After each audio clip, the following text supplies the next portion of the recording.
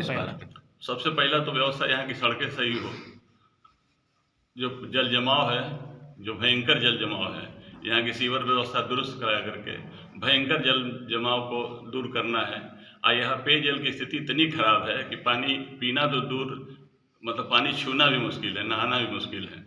इस तरह की यहाँ की पेयजल की व्यवस्था है, जो कि डिंग हाँका जाता है केंद्र सरकार द्वारा कि स्वच्छ पेयजल योजना, ये योजना, वो सब योजना कहाँ गई? सब धरातल पे नहीं है। बलिया के लोग वोट नहीं देते हैं क्या? तो क्या धरातल पे है क्या योजना? हाँ? सरकार की योजना धरातल पे है क्या इस समय? बिल्कुल कुछ नहीं है यहाँ पर। अच्छा जी, ये बताइए, आपके सामने बीजेपी से एक बड़े नेता सामने हैं, फिर से एक सपा के बड़े नेता नाराज रहे हैं, कैसे आप इस चुनौती को मान के और अपना फतेह करेंगे? बड़ा नेता कैसे हैं? बड़ा नेता तो जनता ने चुना है, तो हम बड़े नेता हैं। जनता हमको चुनेगी, हम भी बड़े नेता हो जाएंगे और उनसे बढ़ चढ़ के जनता की सेवा करेंगे। इस कामना के साथ हम विधानसभा चुनाव लड़ने आए हैं। बड़ा नेता छोटा नेता तो जनता ही बनाती है। जनता जिसको चुन देती है वो बड़ा हो जाता है, नहीं चुनती वो छोटा रहता है। अपने क्षेत्र की जनता से क्या अपील करना चाहेंगे? बीएसपी के आप यहाँ के सदर विधानसभा के प्रत्याशी हैं, क्या कहना चाहेंगे? हम लोग के माध्यम से, हम लोग मीडिया के माध्यम से। हम मीडिया के माध्यम से हम यही कहेंगे कि सभी वर्गों को साथ लेकर चलने का वो है। बीएसपी सभी वर्गों को साथ लेकर चलती है। हम भी उम्मीद करते हैं कि सभी वर्ग हमारा समर्थन करेंगे। और हम लोग सेवक समाज से हैं, सेवा करने वाले समाज से हैं और जनता की सेवा में ही रहेंगे। धन कमाना, लफंगई करना, गुंडई करना, ये हम लोग जहन में बिल्कुल नहीं है। सेवा करना हम लोग जहन में है और निश्चित रूप से जनता की सेवा होगी, इसमें कोई दो राय नहीं है।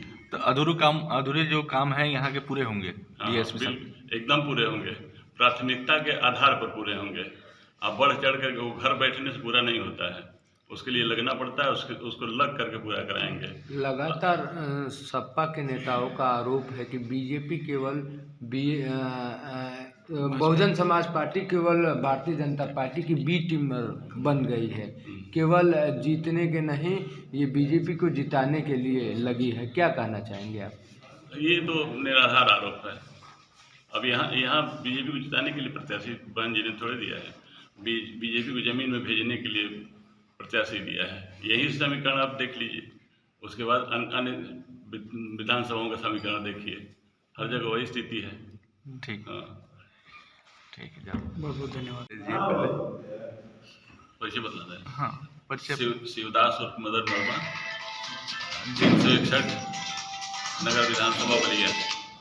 जी, आपने नामांकन कर दिया है और बीएसपी से सदर विधानसभा से, तो किन मुद्दों को लेकर आप चुनाव मैदान में उतरे हैं? बीएसपी के क्या एजेंडा है, किन सोच के तहत चुनाव लड़ रही है बीजेपी? बीएसपी का तो एजेंडा हमेशा ही रहता है कि बहुजन हिताय बहुजन सुखाय, सभी वर्गों को साथ लेकर के चलने का और विकास कार्य करने का। और कानून व्यवस्था का मुद्दा बीएसपी के शासनकाल लोगों ने, यहाँ की प्रदेश की जनता ने भली बात देख लिया है कि बहन जी किस तरह से शासन चलाती हैं। 4 बार हमारी बहन सुश्री मायावती जी मुख्यमंत्री रह चुकी हैं।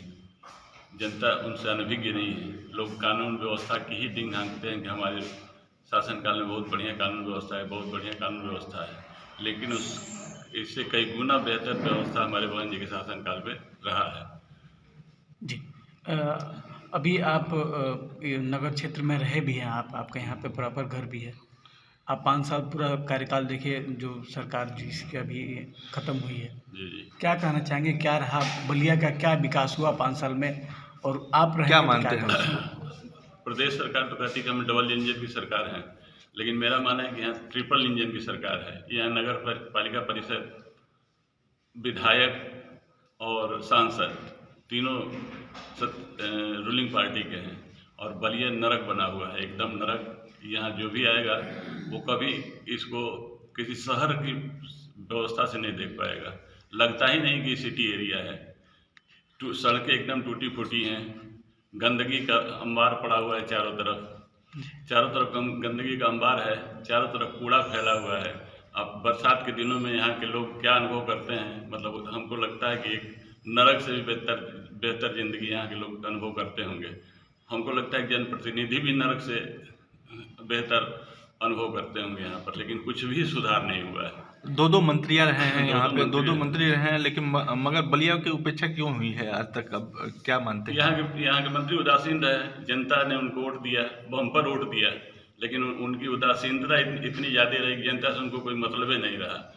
तो अगर बीएसपी के यहाँ के सांसद कभी हमको लगता है कि जनता से कोई मतलब ही नहीं है, केवल वोट लेने आते हैं और उसी तरह से प्रत्याशी इस बार भी आए हुए हैं कि वोट लेंगे और चले जाएंगे, जनता की कोई सुध नहीं लेगा। अगर आपको मौका मिलता है तो आप किस तरीके से विकास बलिया का विकास करेंगे और क्या मुख्य क्या आपकी सोच रहेगा है आपका इस पहला? बार? सबसे पहला तो व्यवस्था यहाँ की सड़कें सही हो, जो जल जमाव है